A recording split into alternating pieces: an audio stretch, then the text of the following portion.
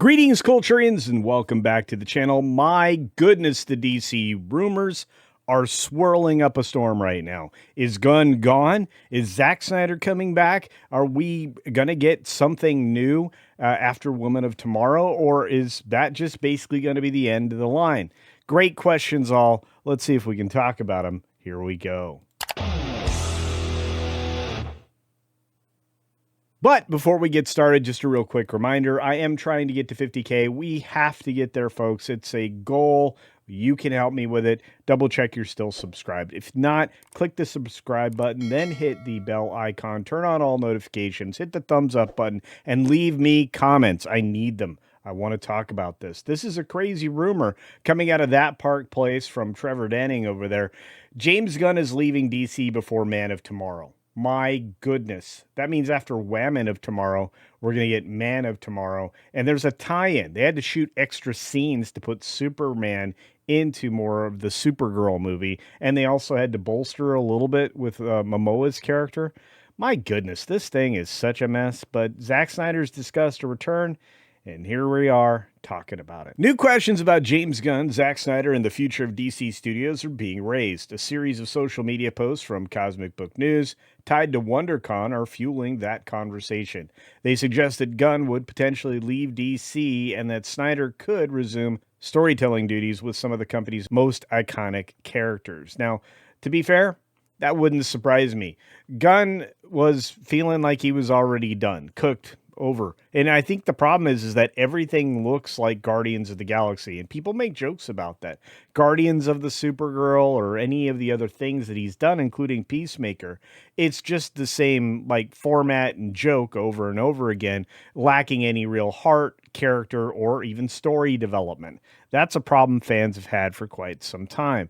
While the outlet's posts are unverified by any of the individuals or parties involved, he may be talking to somebody. That's my speculation, not even in the article. And this can only be taken as a rumor because of that speculation, or they highlight the unusual situation that Warner Brothers and DC Studios are in because of an acquisition by a third party, which would be Paramount Skydance.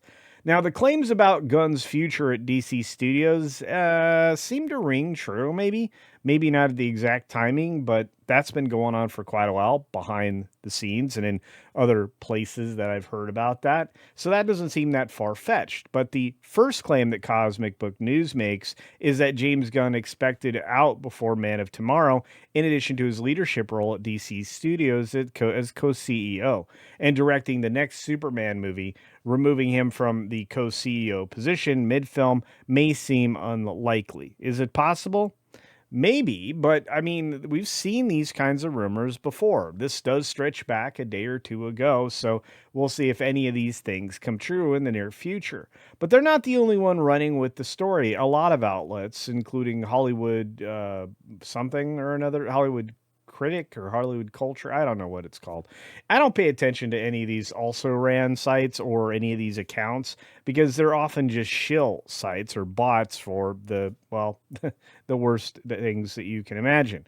Anyway, earlier this year, Gunn referred to his dual roles as an experiment. He added, "I still don't know if it's sustainable long term." My guess is probably not. I'm just going to say it.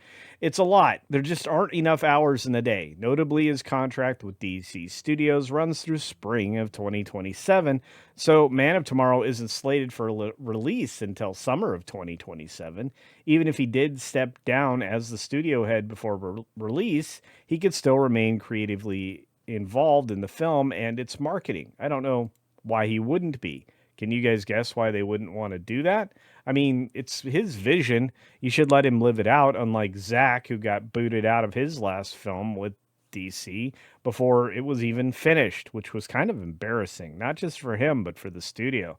Now, the speculation around the Snyder return we've been hearing about for a while, and Zack continues to fan the flames of the fire with his social media posts. And while that seems to indicate he's open to it, the question is this what the studio wants? That's why the thumbnail is the way it is.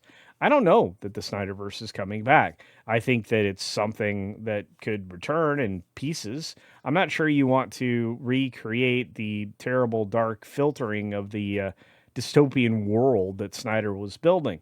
I think Superman has to be a hopeful character, and the only brooding should be done by Batman. Everything else is in between and should have its own hopeful future.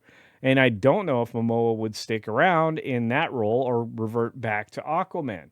This is all confusing, so let's just say there needs to be a clean break between each one of these generations, at least in my opinion.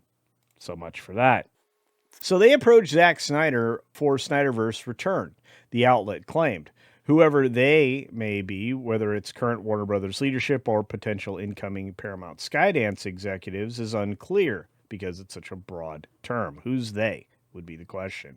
The ambiguity adds an extra layer of skepticism held by some, including some people I respect very much. Now, Snyder's time at DC generated polarized reactions because people like Moi didn't like the world always dark, didn't like the characters always dark, always felt like there was a filter on that didn't need to be there, and we were trying to recreate the aesthetic of the 300, which I think is a bad plan, including with all the slow-mo that really slowed everything down.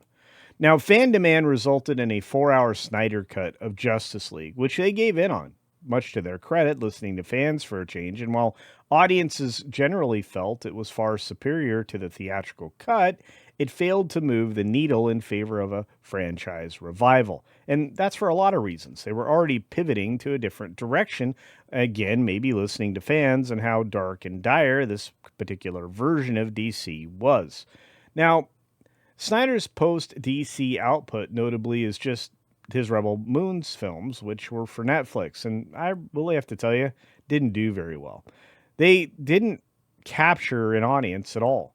Both films currently sit below 40% bogus rating over on the fan run or user run review site Criticless, and the future of that property is more than a bit questionable.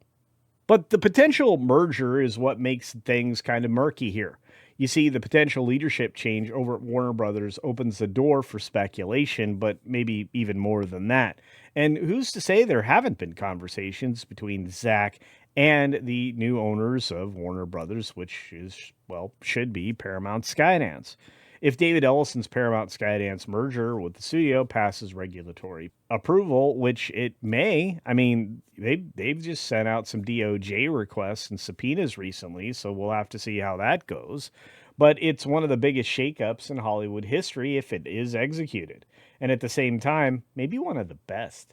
It could be interesting to see some new creatives move into very powerful roles running DC, because DC's needed a shakeup for a while. From the moment Warner Brothers became the focus of a bidding war between Paramount, Skydance, and Netflix, James Gunn's future has been a topic of discussion, not just among fans, but industry professionals alike. And the absence of the DC Studios co-CEO at a recent high-level meeting involving Ellison fueled that discussion. And yet, I thought that was notable, but not necessarily something that was to be too concerned about. I mean, Peter Safran and James Gunn were a package deal. They kind of know what's going on with DC because they're the ones guiding it. So I feel like if one of them was there, it's like having both of them there. And I have to say, I think Peter Safran is somewhat loyal to Gunn and may leave if Gunn leaves. So why would that be something we should be all that concerned about? But it does show that perhaps there were different priorities than, going in and having a full report with Ellison. And again, these two are political adversaries, for lack of a better way to describe it. Ellison is definitely not super thrilled with the direction of Warner Brothers Discovery of late, and he's going to have a lot of stuff to say, and there's going to be a lot of turnover. I don't know how you could avoid it. Now, an ongoing part of the conversation has also been the potential return of Zack Snyder, as we've mentioned before, and many arguments have been made for and against the probability of the Snyderverse being restored. I don't think you can restore it. I think you still need the current Matt Reeves Batman, and I think you still need to move forward with a more hopeful Superman. Can other things return? Maybe. But having more than one Batman, that's a problem. And having Tom King involved, well, that's also a problem. Maybe they'll get rid of him.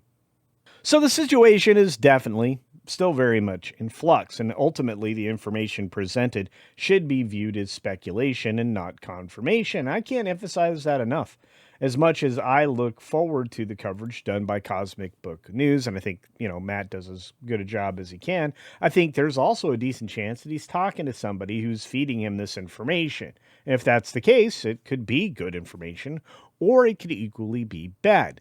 My time to shine hello has hinted in one direction as far as the Supergirl film goes, and it hints towards a lot of the things that Cosmic Book News was reporting earlier on.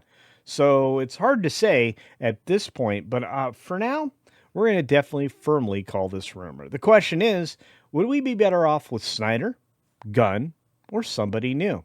Let me know your thoughts on that down in the comments section below. And do check out the new ThatParkPlace channel, where you can learn not only how to grow food, but how to prep the food for its maximum health benefits. On that note, and along with it, be sure to take care of yourself. Take care of others, wash your hands because it's good hygiene. Make sure you wash your produce as well, too. And until next time, see ya! But, maybe in a different version of DC's superhero-verse.